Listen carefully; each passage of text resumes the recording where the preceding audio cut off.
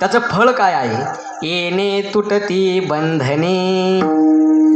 या नामाने इहलोकामध्ये असणारं जे बंधन आहे, ज्या बंधनामध्ये आपण गुंतलेलो आहोत, या संसार चक्रामध्ये गुंतलेलो आहोत, 84 लक्ष योनी हे दुःख भोगतो आहोत आणि याच्यामध्ये जे काय आपण गुरफटलेलो आहोत, येणे तुटती बंधने. इहलोकातलं फळ झालं. परलोकात उभय लोकी कीर्ती जेणे. उभय म्हणजे दोन्ही. या लोकातही कीर्ती आहे आणि परलोकातही कीर्ती आहे. बरं, काय करावं लागेल तुकोबा याच्यासाठी? हे फळ प्राप्त करणारा कोण आहे? कोणाला फळ प्राप्त होतोय? भाव ज्याचे गाठी त्यासी लाभ उठा उठी. या परमार्थ क्षेत्रामध्ये अत्यंत महत्वाचा घटक जर काय असेल तर भाव आहे. भाव. आणि हा भाव ज्याच्याकडे आहे तो त्या व्यक्तीला लाभ हा उठाउठी होतो. उठाउठी म्हणजे तात्काळ, लगेच, झडकरी, लगेच लाभ होतो. आणि असा असणारा जो आहे तो कसा असतो तर त्याचं शेवटच्या चरणात सांगतात. तुका म्हणे भोळा. भोळा आहे तो. का भोळा आहे? त्याचा शुद्ध भाव भगवंतावरती आहे. त्या ठिकाणी किंतु परंतु नाही. ज्याच्या ठिकाणी किंतु परंतु नसतो तो भोळा असतो. अलीकडे आपण कोणालाही भोळा म्हणतो, तो भाग वेगळा आहे. भोळा म्हणजे हुशार. परमार्थ क्षेत्रामध्ये भोळा म्हणजे शहाणा. शहाणा असतो त्याला भोळा म्हटलेला आहे. शहाणा कोणाला म्हणायचं हे तुकोबारायांनी सांगितलेलं आहे. त्याला शहाणा म्हणावं, तो भोळा आहे. बरं, तो काय करेल? जिंकू जाणे कळी काळा. संपूर्ण जगाला ज्याची भीती आहे. काय? संपूर्ण जगाला ज्याची भीती आहे असा असणारा काळ, त्या काळावरती सुद्धा विजय प्राप्त करतो. कोण? कोण? जो नामधारक असतो तो. म्हणून तुकोबाराय सांगतात की नाम घ्या. विठाला विठाला. हा झाला अभंगाचा सरळ सरळ भावार्थ. कीर्तन संपलं.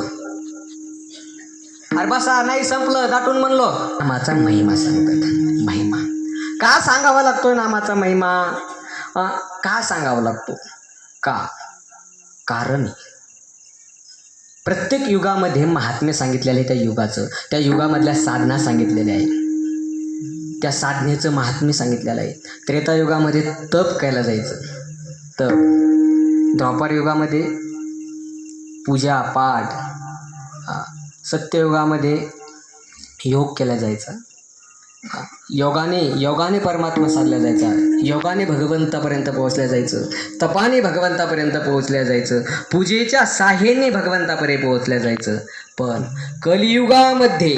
कलियुगामध्ये हे सर्व साधनं काय झाले आहे?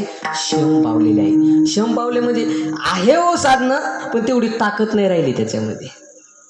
ताकद राहिली नाही म्हणल्यापेक्षा ते साधनं करणारे तेवढ्या ताकदीचे राहिले नाही.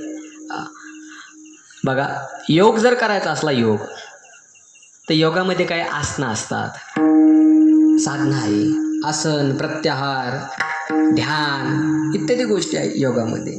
एक आसन असे कित्येक तरी कोटी आसनं आहेत बरं का. एक आसन सिद्ध करायचं म्हटलं तर त्याला कमीत कमी 12 वर्षे लागतात. काय? 12 वर्ष.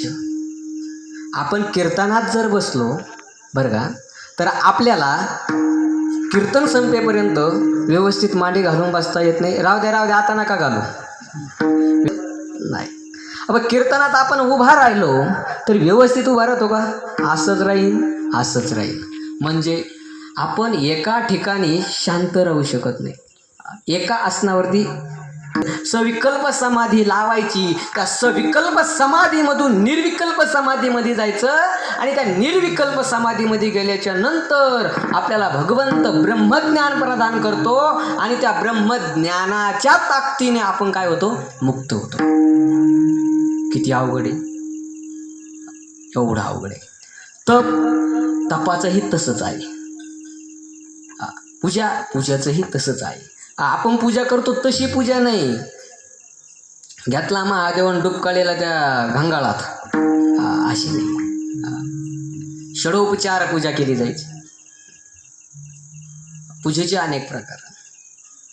अशा प्रकारची पूजा करून भगवंताला प्रसन्न करून भगवंत प्रसन्न झाल्याच्या नंतर भगवंताकडून ते ज्ञान प्रदान करून घेतल्याच्या नंतर आपल्याला भगवंत मुक्ती प्रदान करतो. मुक्ती. पण कलियुगामध्ये तसं नाही. कलियुगामध्ये जर तुम्हाला स्वतःचा उद्धार करून घ्यायचा असेल, कलियुग माझी करावे कीर्तन, कलियुग माझी करावे कीर्तन, हे नारायण होईल भेटी, हे नारायण होईल भेटी.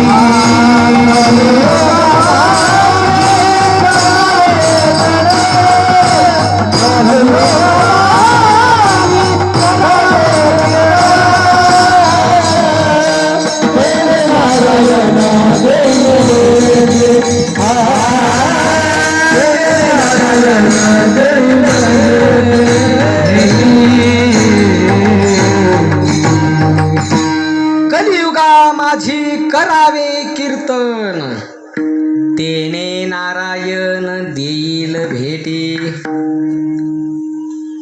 कलियुगा माझी उद्धार हरीच्या नामे. पूर्वार्ध काय? पूर्वार्ध. सकळांशी येथे आहे अधिकार, कलियुगी उद्धार हरीच्या नामे.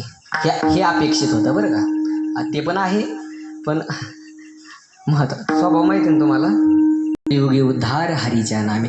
कलियुगामध्ये जर उद्धार करून घ्यायचा असेल, कलियुगामध्ये मुक्त व्हायचं असेल, कलियुगामध्ये सुख प्राप्त करून घ्यायचं असेल, कलियुगामध्ये आनंदी राहायचं असेल, कलियुगामध्ये दुःख नष्ट करायचं असेल, तर एकच पर्याय आहे.